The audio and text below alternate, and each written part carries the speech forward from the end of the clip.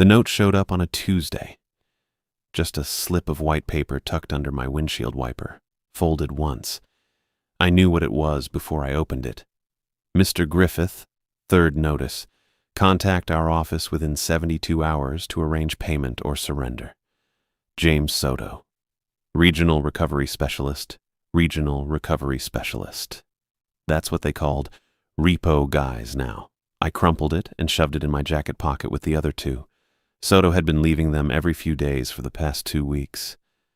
The truck was 12 years old and worth maybe $4,000 if I lied about the mileage.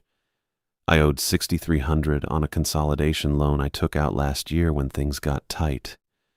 Things stayed tight. I needed work, the kind that paid up front. I used to have better options. 2 years ago, I was working as an EMT in Knoxville, pulling doubles at the county service, decent pay and benefits. I was good at it too. Stayed calm when things went bad, knew my protocols, didn't freeze up when someone was bleeding out in the back of the rig. Then I lifted a stretcher wrong. Just once. Some guy who'd gone down hard at a construction site. Probably 260, dead weight. My partner had a bad grip and I compensated. Felt something pop low in my back right above my belt line. Thought it was nothing. It wasn't nothing. Took 3 months before I admitted I couldn't do the job anymore. Couldn't lift. Couldn't crouch and stand and haul equipment for 12-hour shifts. Went to 2 doctors. Both said the same thing. Rest it. Physical therapy. Maybe surgery if it got worse. I did the therapy until my savings ran out. The license lapsed 6 months later because I couldn't afford the renewal and couldn't pass the physical anyway. After that, it was whatever I could get. Delivery driving until gas ate the pay. Warehouse inventory until my back flared up again. A few security gigs that didn't last. I burned through every favor I had. Called old partners, former supervisors. People who said they'd help if I ever needed it. That well ran dry faster than I expected. So when Scott Noble called, I picked up. Scott was a recruiter. The contract kind. He had my number from some job board I'd signed up for and forgotten about. His voice was upbeat and fast, the kind of friendly that didn't mean anything. Clyde, hey, got something that might fit. Short-term contract, vendor work. You available nights? Depends on the pay. 15 an hour, overnight differential bumps it to 18. Week-to-week renewals if it goes well. Just basic site maintenance. Really low-impact stuff. I did the math in my head. 18 times 8 was 144 a night. 5 nights was 720 before taxes. Enough to get Soto off my back for a month. Maybe 2 if I kept my head down. What's the work? Crown Castle contract. They manage telecom infrastructure, cell towers, and relay sites. You'd be doing caretaker duty at a microwave site. Checking equipment, making sure nothing's offline, logging readings. Pretty straightforward. Where? Outside Burnsville, up near Mount Mitchell State Park. Remote site, so it's solo work. That a problem? Remote was fine. Solo was better. I didn't need supervision, and I didn't want witnesses if my back went out halfway through a shift. I can do it. Great. I'll send the vendor paperwork over today. Crown Castle's got their own onboarding, so you'll hear from their site supervisor, too. Should be good to start this week. He hung up before I could ask anything else. That was Scott. Efficient. The paperwork came through that afternoon. Standard contractor agreement, liability waiver, direct deposit form. I filled it out and sent it back. 2 hours later, I got an email from Kelsey Hansen. Subject, CC Site 744R onboarding Clyde. Contractor access approved for Site 744R effective immediately. Attached, access codes, equipment overview, and nightly checklist. Site is unmanned. Overnight presence required 2200-0600. Keypad code for equipment shelter is 4739. Do not share. Report issues via the contact line in the attachment. No direct calls. Kelsey Hansen, Site Operations Supervisor. That was it. No welcome, no training schedule, no safety briefing. Just codes and a checklist. I opened the attachment. The checklist was 1 page, 12 line items. Check generator fuel level. Confirm HVAC operation. Log interior temperature. Verify microwave dish alignment. Most of it was just writing down numbers from screens and making sure lights were green instead of red. The equipment overview was 3 paragraphs of technical specs I didn't need. The access codes were a list: front gate, equipment shelter, backup panel. All 4-digit pins. I figured it was some kind of desperate placement. They needed a warm body on site overnight and didn't want to pay for someone qualified. That worked fine for me. I wasn't qualified for much anymore. I drove out the next night just to see the site before my first real shift. Burnsville was an hour and a half east, small mountain town with a main street and not much else. I stopped for gas at a kangaroo station on the edge of town. The clerk, an older woman with deep lines around her mouth, rang me up without a word. I grabbed a coffee that tasted like it had been sitting since morning and got back on the road. The directions Kelsey sent took me north on Highway 19, then onto a Forest Service road that curved up into the hills. The road narrowed after the first mile. Pavement turned to gravel, then to dirt with grass growing in the center. No streetlights, no houses, just trees pressing in on both sides and my headlights cutting a tunnel through the dark. The site was another 3 miles up. I almost missed the turnoff. Just a gap in the trees with a gravel pad and a chain-link fence about 8 feet tall. The gate had a keypad lock. Beyond it I could see the tower, maybe 100 feet tall, red lights blinking at the top. At the base was a small rectangular shelter, metal siding painted gray, one door with another keypad. I didn't get out. Just idled there for a minute, looking at it. The place hummed, low and constant, like the electrical buzz you hear near power lines. Probably the equipment inside keeping cool, fans running all night. It looked exactly like what Scott said. A relay site. Nothing special. I put the truck in reverse and headed back down. My first real shift started at 10 p.m. on a Thursday. I packed light. Thermos of coffee, a sandwich, my phone charger, and a flashlight, even though the checklist said the shelter had interior lights. I wore my old work boots and a utility jacket with enough pockets for the stuff I'd need. The drive up felt longer in full dark. No moon that night. The Forest Service road was worse than I remembered, rutted deep in a few spots where runoff had cut through. I took it slow. The last thing I needed was to bottom out and spend the night waiting for a tow. The gate was right where I'd seen it before. I punched in the code Kelsey sent, 7231, and the lock clicked open. I drove through, then got out to close it behind me. Protocol, probably. Keep randos out. The pad was gravel, flat and wide enough for 2 vehicles. The tower stood in the center, thick steel legs bolted into concrete footings. Up top, I could see the microwave dishes, pointed east and west. The shelter sat off to one side, maybe 12 feet long and 8 feet wide. No windows, just the one door and a vent on the roof. The hum was louder here. Not just electrical anymore, mechanical too. Something inside grinding away. I grabbed my bag and walked to the shelter door. The keypad was mounted on the right side, weathered plastic with numbers worn smooth. I punched in 4739. The lock buzzed and clicked. I pulled the door open. Inside was bright. LED strips on the ceiling, white and sterile. The space was narrow, just a center aisle with equipment racks on both sides. Servers, maybe, or relay boxes. Lots of blinking lights, green and amber. A few red ones scattered in. The air was cool and dry, humming with the sound of fans. At the far end was a small desk, metal folding chair, a clipboard hanging on a hook. I stepped inside and let the door close behind me. It locked automatically. That was it. I was in. I pulled onto the gravel pad and killed the engine. The hum was louder now. Not just electrical anymore, mechanical too. Something running constant inside that metal box. I grabbed my bag and stepped out. Cold air hit me first. Probably mid-30s. The kind that gets into your jacket and sits there. I shut the truck door and walked toward the shelter. My boots crunched on the gravel. That was the only other sound besides the hum. The keypad looked worse up close. Plastic housing cracked at the corner. Numbers worn smooth from whoever worked here before me. I punched in 4739 and the lock buzzed, then clicked. I pulled the door open. The hum doubled. White LED strips on the ceiling made everything sharp and bright. Equipment racks lined both walls with maybe 2 feet of space down the middle. Blinking lights everywhere. Green mostly. A few amber.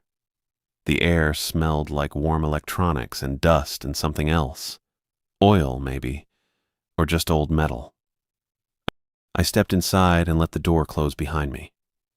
The mechanical noise came from a big HVAC unit mounted near the back. That and cooling fans in the racks.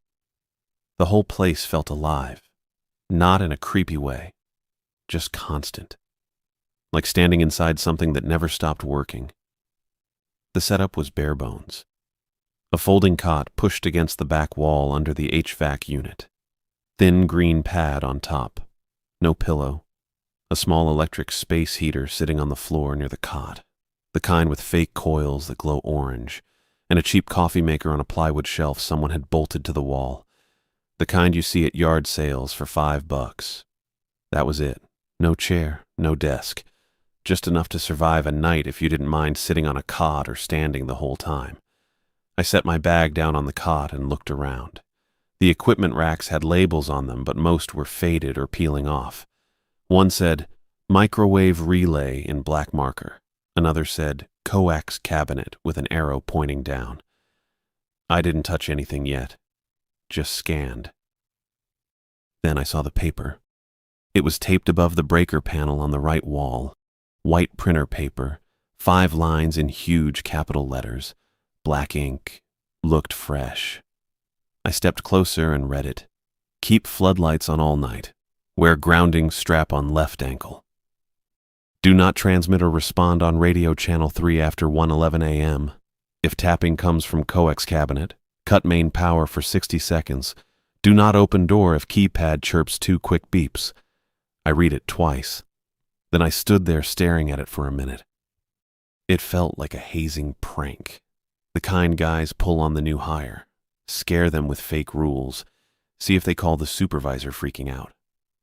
I'd seen it before in warehouse jobs. Someone tapes a sign that says, "Don't look in the freezer after midnight," or something equally dumb.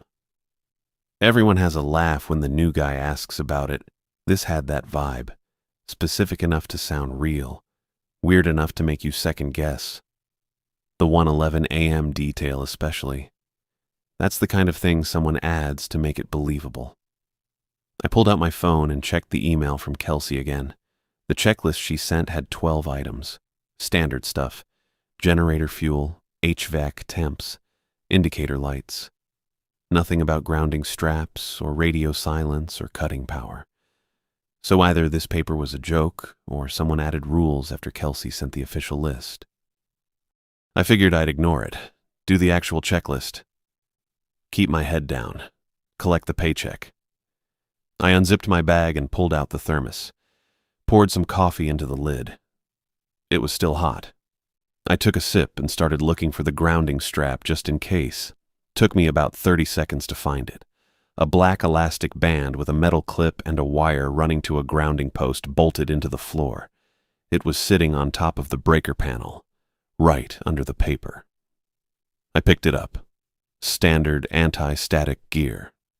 The kind you wear when working on sensitive electronics. I'd used them before during a brief IT support gig that lasted maybe 3 weeks. I looked at the strap, looked at the paper, looked at the equipment racks.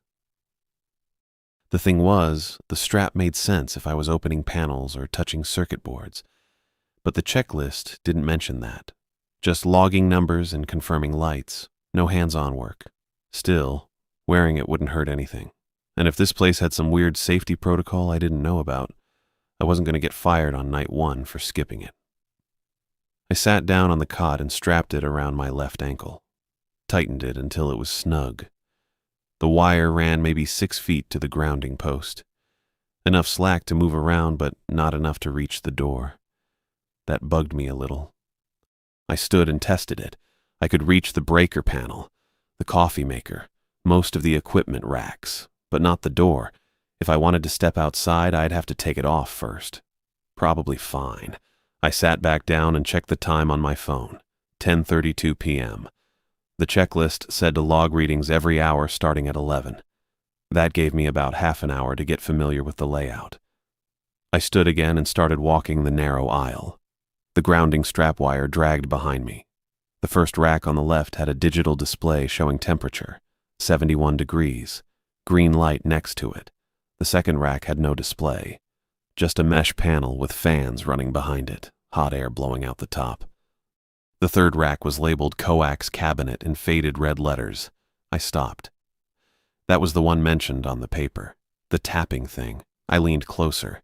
It was just a metal cabinet with a latch. No window, no display. I put my hand near it, felt vibration. Faint but constant. Probably from the fans or the equipment inside. No tapping. I moved on. The breaker panel was at the back right corner.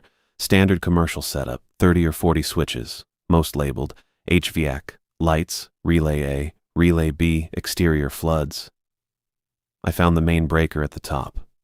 Big red switch, the kind you flip during an emergency shutdown. I didn't touch it. Next to the breaker panel was a small handheld radio sitting in a charging dock. Black plastic, Motorola, the kind construction crews use. The display showed channel 1 and a full battery. I picked it up, felt solid, a little heavier than I expected. I turned the dial and cycled through the channels. 1 through 16. No static, no voices, just dead air on every channel. I stopped on channel 3. Nothing. I switched it back to channel 1 and set it in the dock. The clock on the HVAC display said 10:41. I poured more coffee and sat on the cot. My back was already starting to tighten from the drive. I shifted and leaned against the wall. The metal was cold through my jacket. This was going to be a long night. I pulled out my phone and opened a browser. No signal. Not even one bar. I'd expected that. Remote site. Middle of nowhere. Probably no cell tower for miles. I closed the browser and just sat there, listening to the hum, watching the blinking lights. At 11, I stood and started the checklist. Generator fuel was first. I found the gauge on a rack near the door, 3/4 full. I wrote it down on the log sheet clipped to the wall. Then HVAC temps, 71 intake, 68 exhaust. Then indicator lights. All green except one amber on relay B. The checklist said amber was normal during low traffic periods. I finished the first round by 11:14, sat back down, poured more coffee. At 12:47 a.m. the radio crackled. I looked up. It was still in the charging dock. I hadn't touched it since 10:41. The display lit up. The channel number changed, switched from 1 to 3, just flipped on its own. I stood and walked over. The grounding strap wire pulled tight. I reached the radio and picked it up. Channel 3. No static. No voice. Just open air. I turned the dial back to channel 1. It flipped to 3 again. By itself. I stared at it. My first thought was malfunction. Electrical interference. Something in the racks sending a signal that triggered the channel switch. That happens sometimes with cheap radios near high-power equipment. My second thought was the paper. Do not transmit or respond on radio channel 3. After 1:11 a.m., it was 12:48 now. 23 minutes until 1:11. I looked at the paper again, then at the radio, then at the clock. I didn't believe in hazing pranks that required equipment to malfunction at specific times. That was too much setup, and this radio switching channels on its own twice in a row wasn't random. I pressed the power button and held it. The display went dark. I set the radio face down in the dock and stepped back. The clock on the HVAC display ticked over to 12:49. 22 minutes until 1:11. I sat on the cot and kept my eyes on the radio. It stayed off. The hum kept going, the lights kept blinking, and the clock kept sliding forward. I sat there with the radio face down on the cot beside me and watched the HVAC display click forward. 12:51, 12:52. The grounding strap pulled against my ankle when I shifted weight. My back didn't like sitting still that long, but I wasn't about to stand up and pace around. Not right then. The hum from the equipment racks stayed constant. Fans blew hot air through the mesh panels. Nothing changed except the minutes ticking over on the display. 12:58. I poured more coffee from the thermos. It was lukewarm by then, but I drank it anyway. My hands were steady. That was good. I used to check that during bad calls back when I worked ambulance. Quick glance at my own hands to make sure the adrenaline wasn't shaking them yet. Old habit. 103. The floodlights outside threw hard white light through the gap at the bottom of the door. I could see the edge of it cutting across the floor near my boots. The light didn't waver, just sat there steady and bright, lighting up the gravel pad and the base of the tower and probably a good 20 feet into the trees. 107. I thought about the paper taped above the breaker panel. 5 rules. The grounding strap was already handled. The radio was off and sitting next to me. I hadn't opened the door since I came in. That left 2 rules I hadn't tested yet. The tapping one and the channel 3 thing. The floodlights flickered, just once. A quick dip like a brownout, then back to full brightness. I sat up straighter and looked at the door. The light underneath stayed steady again. 109 on the display. The floodlights flickered again. Longer this time. Maybe a full second of dim before they came back up. I stood and walked to the breaker panel, the grounding strap wire dragging behind me. All the switches were in the on position. Nothing had moved.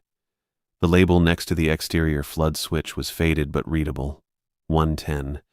The lights steadied. No more flickers. I stayed at the breaker panel and watched the display tick over. 111.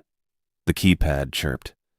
2 quick beeps, high-pitched electronic sound, the kind a card reader makes when you swipe wrong at a gas pump. I turned and looked at the door. It was maybe 6 feet away from me. The keypad was mounted on the outside so I couldn't see it, but I could hear it fine. I didn't move.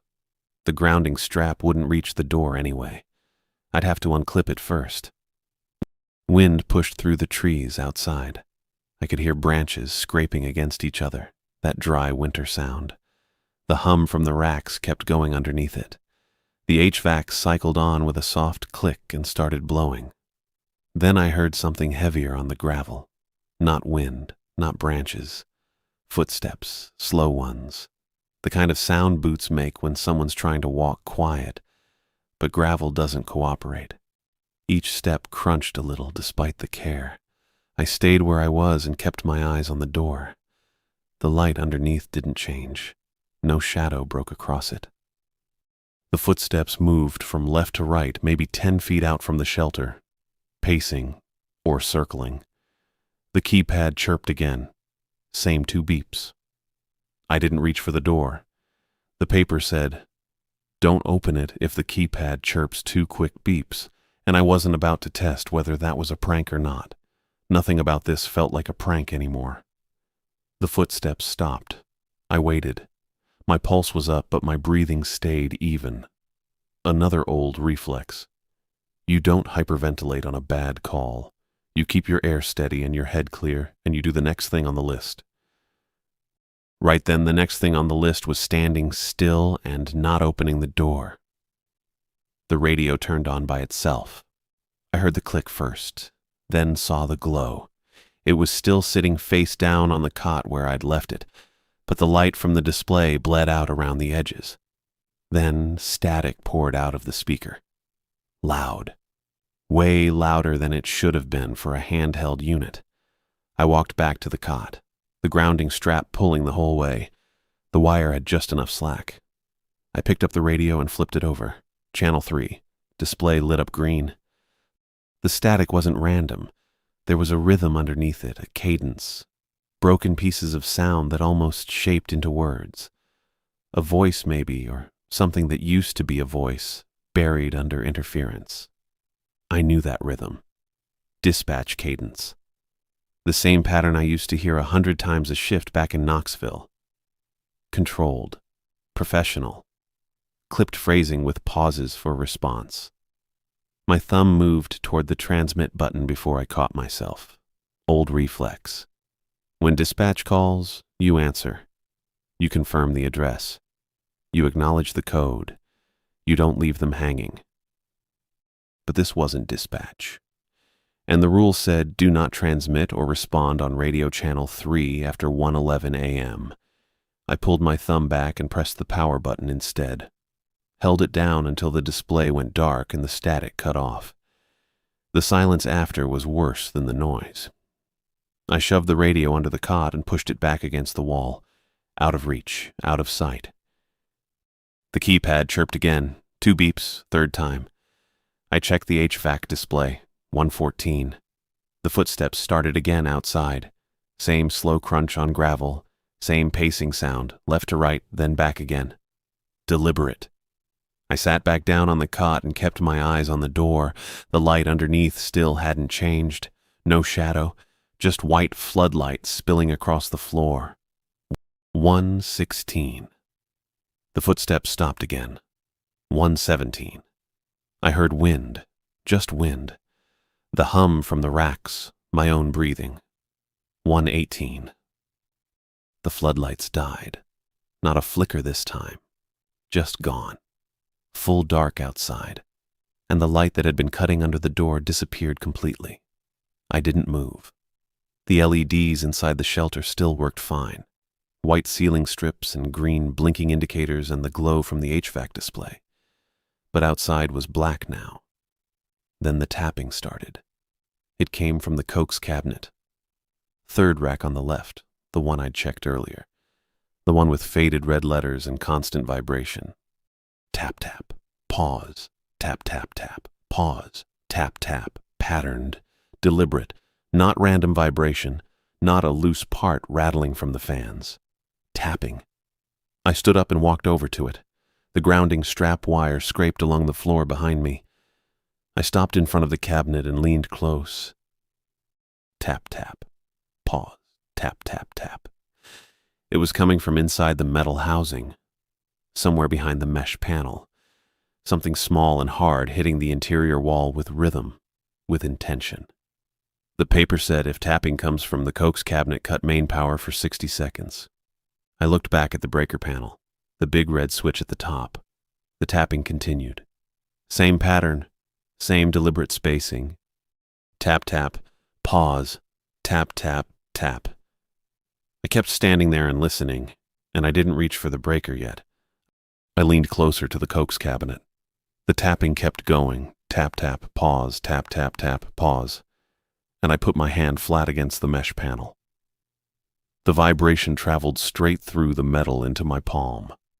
Small and hard, whatever was doing it. Regular, intentional. I shifted my weight and pressed my jaw against the cabinet frame.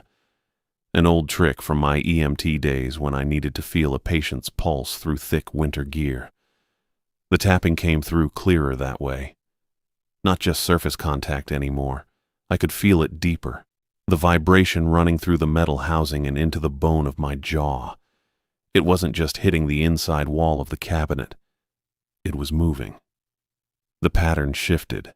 Still rhythmic, still deliberate. But the source was traveling. Up and to the right, following something I couldn't see. I pulled back an inch and traced my eyes along the Coke's lines running from the cabinet into the ceiling conduit. The vibration tracked that route. Up the line, like something was climbing. That was enough for me. I turned and walked straight to the breaker panel, the grounding strap wire scraping behind me on the concrete floor. My hands were steady. That surprised me a little, but I didn't think about it. The big red switch sat at the top of the panel, labeled Main, in faded white letters. The rule had said cut main power for 60 seconds. I didn't know why. Didn't matter. It was procedure now, same as checking airway breathing circulation before moving a trauma patient. You follow the steps, because the steps keep you alive. I grabbed the switch and pulled it down. The hum died instantly. All of it. The HVAC unit clicked off mid-cycle with a mechanical sigh. The cooling fans in the racks spun down in 2 seconds, their whine dropping through lower and lower pitches until they stopped. The LED ceiling strips went dark. The green and amber indicator lights on every rack blinked out. The space heater near the cot made a soft click as its element went cold. The only light left was the faint glow from my phone screen in my jacket pocket, dim enough that it barely lit the fabric. I pulled it out and checked the time. 1:17 a.m. I set the phone face up on top of the breaker panel and started counting. 1, 2, 3. The silence was wrong. Not complete. I could still hear wind outside, branches scraping against each other in the woods past the fence. I could hear my own breathing. But the background hum I'd been hearing since I first arrived, the electrical hum, the mechanical hum, the constant white noise of active equipment, was gone. It left a gap. The kind of silence you get in a building that's been abandoned for years, not in a site that's supposed to be running critical infrastructure 24/7. 15, 16, 17. The grounding strap was still clipped to my ankle. I didn't know if it mattered with the power off, but I didn't touch it. My back was pressed against the wall next to the breaker panel. I kept my eyes on the door. The gap at the bottom was black now. No floodlights outside, no glow from the gate or the tower. Just black. 31, 32, 33. My phone screen dimmed to save battery. I tapped it to keep the light going. The blue glow lit up my hands, the breaker panel, the first few feet of the aisle. Everything past that was shadow. I could barely make out the Coke's cabinet. No tapping anymore. No vibration. Whatever had been moving through the lines had either stopped or I couldn't hear it without the metal conducting sound to my jaw. 48, 49, 50. Something slammed into the door. The whole frame rattled. The metal skin of the shelter buckled inward an inch where the impact hit, then popped back out with a flat bang that echoed in the dark. I didn't move. Didn't flinch. My heart kicked up, but my hands stayed still. I kept counting. 51, 52. Another slam. Same spot. The door frame held, but I heard the bolts creak in the housing. This wasn't wind.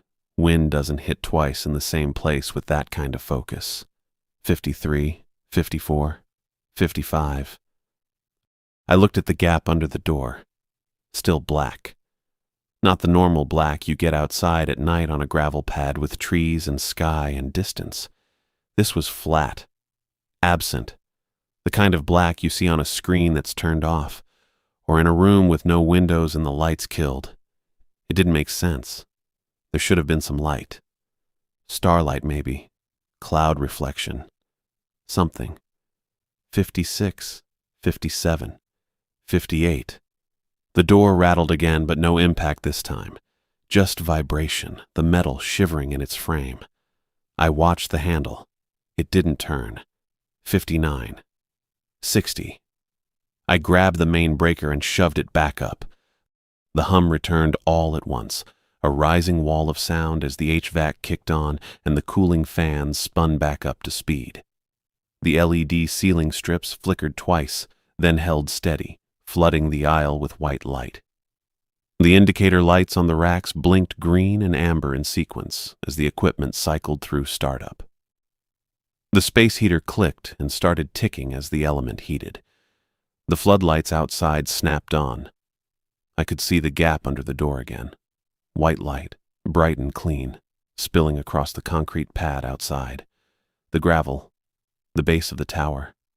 Everything looked normal. I walked toward the door, the grounding strap wire dragging behind me, and stopped 2 feet short. I didn't have enough slack to reach the door itself, but I could see through the narrow vertical window set into the frame.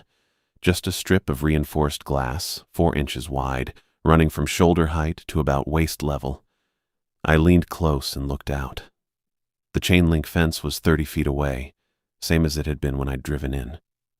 8 feet tall, topped with 3 strands of barbed wire angled outward. The gate was closed. The gravel pad was empty, except for my truck. The figure stood just past the fence line on the other side. Roughly human height, maybe 6 feet, hard to tell from this distance and angle. It had the shape of someone wearing a coat. Long, dark, heavy fabric that hung down past where knees should be. But the proportions were wrong. The head sat too far forward on the shoulders. The shoulders themselves were uneven, one higher than the other by 3 or 4 inches. The arms were too long, or the torso was too short. Something about the geometry didn't line up. It wasn't moving, just standing there, facing the shelter. I watched it for 5 seconds, 10. It didn't sway, didn't shift weight, didn't do any of the small movements a person makes when they're standing still. It was perfectly motionless in a way that living things aren't. Then it raised one arm and pressed a hand to the fence. The chain link deformed inward, not like something pushing hard against tension, like the metal softened. The diamond-shaped gaps in the wire stretched and warped, the steel bending without resistance, curving inward in a smooth arc around the hand. No sound, no scrape or creak, just silent deformation. I stepped back from the window. My phone was still on the breaker panel. I didn't reach for it. The grounding strap pulled tight as I backed up another foot. The radio crackled. It was still under the cot where I'd shoved it. I could see the green glow of its display lighting up the shadows under the frame. Channel 3. The static was loud, sharp bursts cutting through the hum of the equipment fans. Then a voice came through. Broken up, distorted, but recognizable as speech. It said my name. Clyde Griffith. Pronounced wrong. The first name came out flat. Both syllables of the same weight. The last name had the stress on the wrong part. Griffith instead of Griffith. It sounded like someone reading it off a form who'd never heard it said out loud before. The static swallowed it again. I stayed where I was, 2 feet from the door, the grounding strap clipped to my ankle and the wire stretching back toward the breaker panel. I kept my eyes on the window, on the figure past the fence, on the hand still pressed to the warped chain link. The radio crackled again, waiting. I reached for my phone on the breaker panel. The screen was still lit from when I tapped it during the countdown. No signal bars. Same as before. Then one bar flickered in, just for half a second. Then gone. I stared at the screen. The bar didn't come back. I tilted the phone, angled it toward the door like that ever actually helps. Nothing. Dead zone again. The phone buzzed in my hand. A text notification. Unknown number. I opened it. Site. 744R. Verify exterior relay alignment per updated checklist. Open door and perform visual inspection of dish mounts. Report findings to supervisor line. I read it twice. The formatting looked right. Professional. The kind of after-hours task update I'd gotten before on other contracts when something changed mid-shift. Except I didn't have signal. Hadn't had signal since I arrived. And the text came through anyway. I looked at the timestamp. 1:19 a.m., 2 minutes ago. My thumb hovered over the reply field, then I stopped. Looked at the radio under the cot, still crackling static on channel 3. Looked at the door, the window, the figure outside that had bent chain-link fence with its hand. The rules on the paper said don't transmit or respond on radio channel 3 after 1:11. Don't open door if keypad chirps twice. This wasn't the radio. This was a text. Different transmission method. Different channel entirely. But it was still a response they wanted. I deleted the message without replying. Shoved the phone in my jacket pocket. The rules weren't about protecting me from the equipment. They were about limiting what could reach me, what could get in through a reply, through acknowledgement, through opening the wrong thing at the wrong time. That's what I figured anyway. I wasn't staying to test it. I grabbed my keys off the cot. They were still in my jacket pocket technically, but I checked anyway. Patted it down, felt the shape. Then I grabbed the jacket itself and pulled it on over my shirt. The thermos was still on the cot. I left it. The bag too. Didn't need either. I turned toward the door and my shoulder brushed the edge of the equipment rack. My elbow knocked something hard. The radio, not the one under the cot. A second radio. I looked down. It was clipped to my belt. Right side, black Motorola, same model as the one under the cot. I didn't put it there. The static surged, loud, sharp. The green display lit up showing channel 3 and the speaker screamed white noise so loud I felt it in my teeth. I ripped the radio off my belt, the clip snapping free, and threw it across the room toward the back corner where the coffee maker sat on the plywood shelf. It hit the wall, bounced, landed in the small metal sink bolted next to the shelf. The hissing continued. Same volume, same static. The radio sat in the sink facing up, display glowing, speaker vibrating against the metal basin. I looked at the door. The keypad outside. It hadn't chirped, not since 1:11. That was 8 minutes ago. The rule said, don't open the door if the keypad chirps 2 quick beeps. It didn't say don't open it ever, just not when it chirps. The keypad was silent now. I walked to the door. The grounding strap dragged behind me. I stopped 1 foot short, reached down, unclipped the strap from my ankle, tossed it back toward the breaker panel. It hit the floor with a metal scrape. I punched in the code, 4739. The lock buzzed, clicked. I pulled the door open. The air outside hit me first. Cold, mid-30s maybe, but it smelled wrong, like heated plastic. The kind of smell you get when a power strip overloads. Sharp, chemical. It didn't belong out here in the woods. The floodlights were on. I could see them. 4 tall poles mounted around the perimeter of the fence, same as when I'd arrived. White halogen bulbs. Bright as hell earlier. But now they looked weak, dim. Like the beams were stopping 10 feet out and just dissolving. Not fading, stopping. The light didn't reach the fence. Didn't reach the tree line. Just ended. I stepped onto the concrete pad outside the door. My truck sat 20 feet away on the gravel, same spot I'd parked it. Driver's door facing me. The windshield was fogged. From the inside, I hadn't left the heat on, hadn't left anything on, and it was cold enough tonight that condensation should have formed on the outside if it formed at all. Not the inside. Not unless something warm had been sitting in the cab breathing. I took another step. Gravel crunched under my boot. My left ankle jerked back. Hard. I stumbled, looked down. The grounding strap, still clipped to my ankle. I'd unclipped it.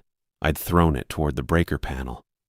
But the wire was pulled tight, stretched back to the metal stud mounted near the doorframe. The clip was fastened around my boot above the ankle, tight. Same as before. I didn't stop to think about it. I bent down, ripped the clip open with both hands, and pulled it off my ankle. Threw it behind me. It clattered on concrete. Then I ran, straight toward the truck, keys already in my hand, 20 feet, 15. My boots hit gravel and it scattered under me. 10 feet. I could see the door handle, could see the fogged windshield and the shape behind it. Not a shape. A shadow. Movement. 5 feet. The tower beacon blinked, red light at the top of the lattice. It blinked every 4 seconds. Regular FAA pattern. I'd counted it earlier. This blink was different. The forest noise cut out, not faded, cut. Like someone had thrown a switch. The wind, the branches, the distant creak of trees. Gone. Replaced by a clean test tone. Single frequency. Steady. The kind of tone they use for emergency broadcast tests. I stopped running, halfway across the gravel pad, halfway between the shelter and my truck. I looked at my feet. A shadow stretched across my boots. Long, thin, wrong proportions. The head too far forward, one shoulder higher than the other, arms too long. It stretched from behind me. I turned my head, started to look back toward the fence, toward where the figure had been standing when I'd looked through the window. The fence was empty. The shadow moved, shifted. The arm lifted. I bolted back toward the shelter. Didn't think, didn't plan it, just moved. My boots hit gravel, then concrete. The door was still open, interior lights still on, the radio still hissing in the sink.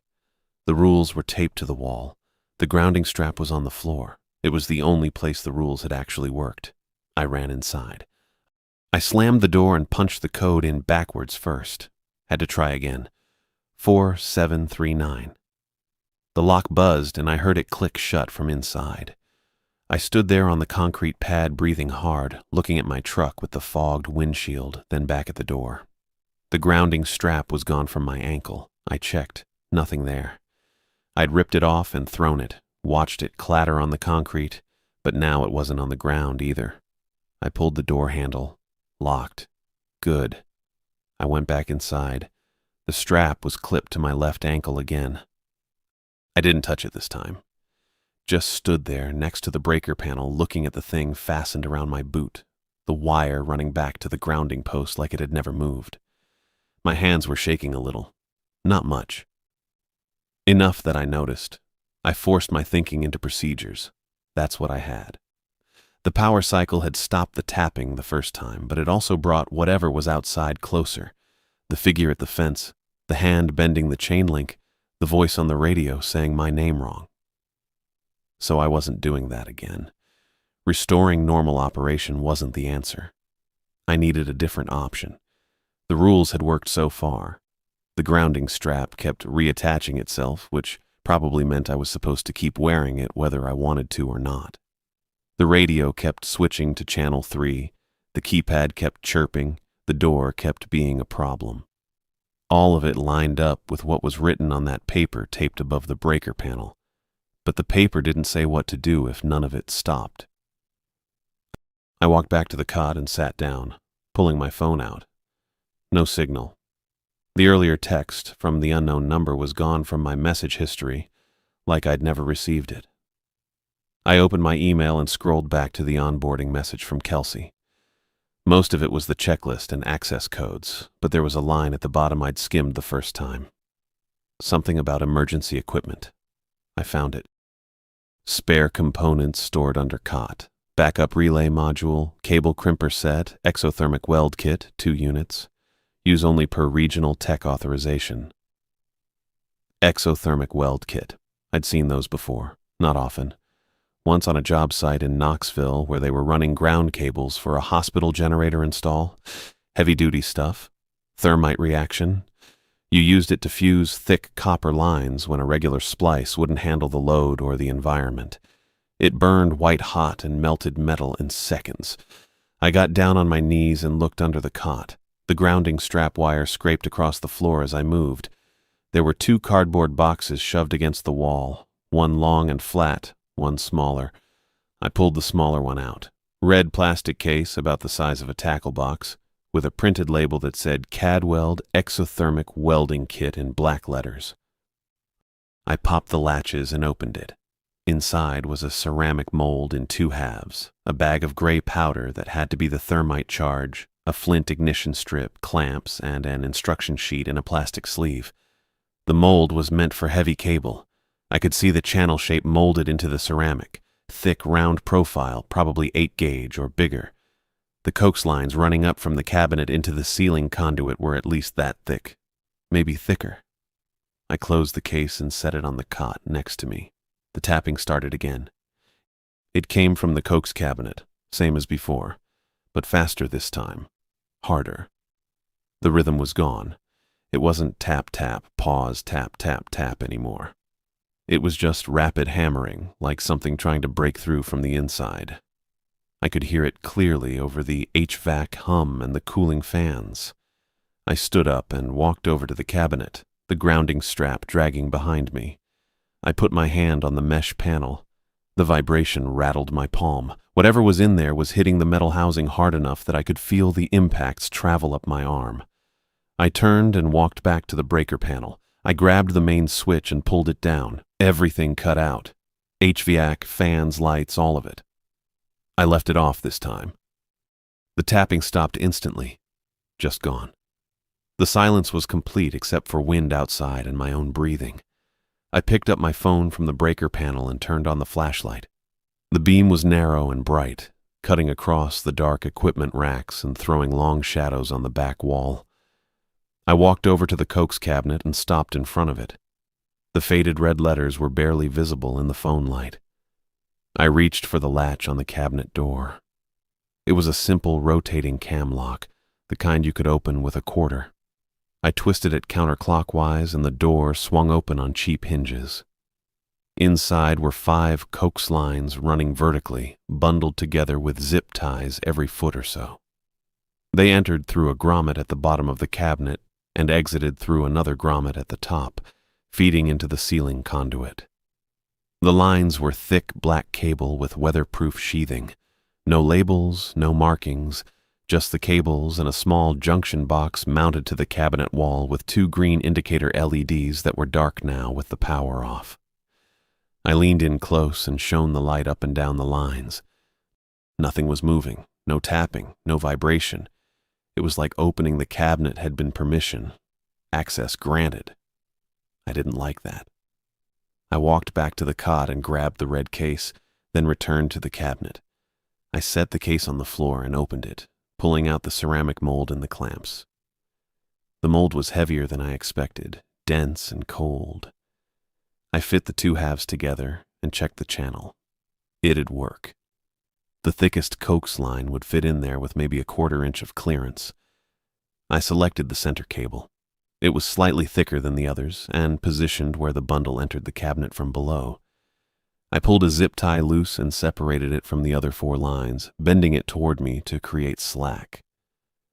Outside, the keypad chirped twice. 2 quick electronic beeps. I stopped moving, stayed exactly where I was, kneeling in front of the open cabinet with the Cokes line in one hand and the mold in the other. The grounding strap wire was stretched behind me, still attached to my ankle, pulling just slightly. The keypad didn't chirp again. I positioned the ceramic mold around the Cokes line about 6 inches above where it entered through the bottom grommet. I clamped the 2 halves together and tightened the clamps until the mold was secure and couldn't shift. Then I opened the bag of thermite powder and poured it into the top of the mold, filling the cavity. The powder was fine and gray, almost like ash. I used the whole bag. I pulled the flint ignition strip from the case. It was a simple striker, the kind that throws sparks when you scrape it. The instructions said to insert it into the powder at a 45-degree angle and strike downward. I did that. Pushed the striker into the thermite and held it ready. The keypad chirped twice again. Same pattern. 2 quick beeps. I stayed put. Didn't go near the door, didn't look at the window. I kept my eyes on the mold in the ignition strip. I scraped the striker down hard. Sparks hit the powder and it caught immediately. White light flared up, bright enough that I had to turn my head and close my eyes. The heat came half a second later. A wave of it that felt like opening an oven directly in front of my face. I backed up fast, the grounding strap wire scraping across the floor, and shielded my face with my forearm. The thermite burned with a hissing roar, white and yellow and too bright to look at directly. I could see the glow through my eyelids. Molten metal started pouring out of the bottom of the mold, dripping onto the cabinet floor in glowing orange drops that hissed and spat when they hit. The Cokes line sagged. The sheathing melted first, curling back and releasing a sharp chemical smell. Then the inner conductor started to fail. It broke. The cable separated clean, the 2 ends drooping away from each other, and molten copper kept dripping from the mold onto the cabinet floor. Right after it broke, the radio under the cot made a sound. Not static, not a voice. A tearing sound like metal ripping or feedback screaming through a blown speaker. It was loud enough that I heard it clearly over the thermite burn. Then it cut off. I looked over at the cot. The radio's green display was still glowing under the frame, but the sound was gone. I turned back to the cabinet. The thermite was still burning, but the white light was fading to orange. The remaining 4 coax lines were quivering, not from vibration, not from airflow. They were moving on their own, twisting slightly inside the zip ties like something was trying to pass through them and couldn't anymore. Then they stopped. Something slammed into the shelter wall from outside. Not the door this time. The left wall, about halfway down near the second equipment rack. The metal skin buckled inward with a loud bang, then popped back out. Another slam hit the same spot, then another. The impacts were rhythmic and hard, each one louder than the last. I counted 6 hits, then 7, then it stopped. The keypad went silent. No chirps, no beeps. The pressure in the room changed. I felt it in my ears, a faint pop like altitude shift, and then everything normalized. The air didn't smell like heated plastic anymore, just burnt metal and melted insulation. The thermite stopped burning. The mold was still glowing orange, too hot to touch, but the reaction was done. I stood up and walked back to the breaker panel, grabbed the main switch, and pushed it back up. Power returned. HVAC kicked on, fans spun up, LEDs flickered and held. I checked the coax cabinet. The severed cable hung in 2 pieces, the ends blackened and fused. The other 4 lines were motionless. I closed the cabinet door and latched it. Then I sat on the cot and waited for dawn. It came slow. I watched the gap under the door go from black to deep blue to gray. At 6:11 a.m., according to the HVAC display, I unclipped the grounding strap from my ankle and left it on the floor. I grabbed my thermos and bag, shoved my phone in my pocket, and walked to the door. I punched in the code. The lock buzzed. I opened the door. The tower was dead. No floodlights, no red beacon at the top. The whole site was dark and still, just a lattice frame and a metal shelter sitting in the woods under early morning light. My truck was right where I'd left it, windshield clear now, no fog. I walked over to the fence and looked at the chain link. No deformation. The metal was straight and intact, the diamond gaps evenly spaced, the barbed wire angled outward at the top in 3 clean strands. I ran my hand along the section where I'd seen the figure press its hand through. Nothing. Just cold steel. I walked back to my truck and got in. The cab smelled normal. Nothing had been inside. I started the engine and it turned over fine. I didn't drive up to the gate. I put it in reverse and backed down the access road all the way to the Forest Service Road, then turned around and drove down to the main highway. I didn't trust the truck until I was back on pavement with other vehicles around me. I stopped at a Holiday gas station in Marion, about 20 minutes past Burnsville. It was full daylight by then, maybe 7:30. I went inside and grabbed coffee and a prepackaged sandwich from the cooler. The clerk at the register was a younger woman with auburn hair tied back and a name tag that said Judith. She rang me up without comment, her voice friendly and even.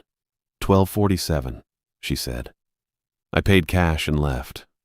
I drove home and slept for 4 hours. When I woke up, it was early afternoon and I had an email from Kelsey Hansen. The subject line was Site 744R, Service Interruption. I opened it. Clyde, regional monitoring shows Site 744R went dark at 01:26 and has not restored. No alarms received. Explain outage and provide estimated restoration time per standard reporting protocol. I read it twice. Then I closed my laptop. I didn't respond. I found a padded envelope in my kitchen drawer and put the shelter keys inside.